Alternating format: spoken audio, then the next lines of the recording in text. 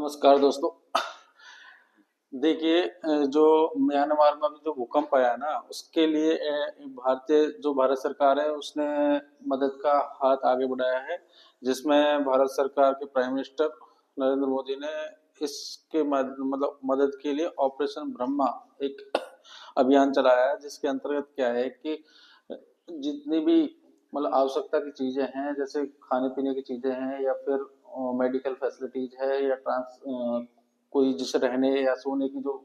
Facilities है, वो सारी की सारी कम से कम जैसे बता रहे हैं कि 137 टन माल म्यांमार की राजधानी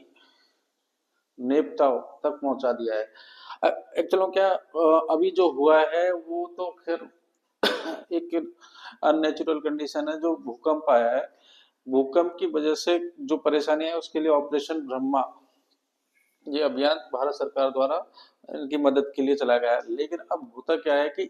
यहाँ पे जो हुआ है उसकी वजह से एक project Kaladan multi modal transit project, जो कि 2008 में इसकी मंजूरी मिली थी और ये क्या है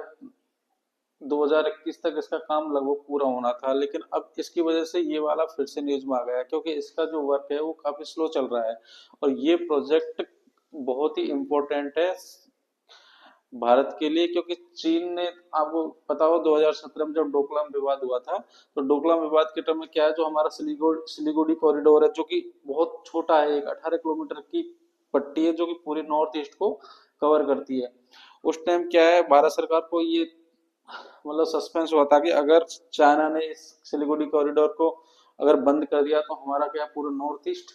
इससे वंचित हो जाएगा, कि भारत से एकदम डिस्कनेक्ट हो जाएगा। तो इसके लिए एक ऑप्शन ढूंढा था जो है Kaladan multi modal transit project. ये क्या है, ये समुद्र में भी इसका रास्ता है, नदी के रास्ते और फिर सड़क रास्ते, मतलब तीनों मार्गों से होकर ये प्रोजेक्ट निकलेगा। इसका क्या है कि कलकत्ता पोर्ट से,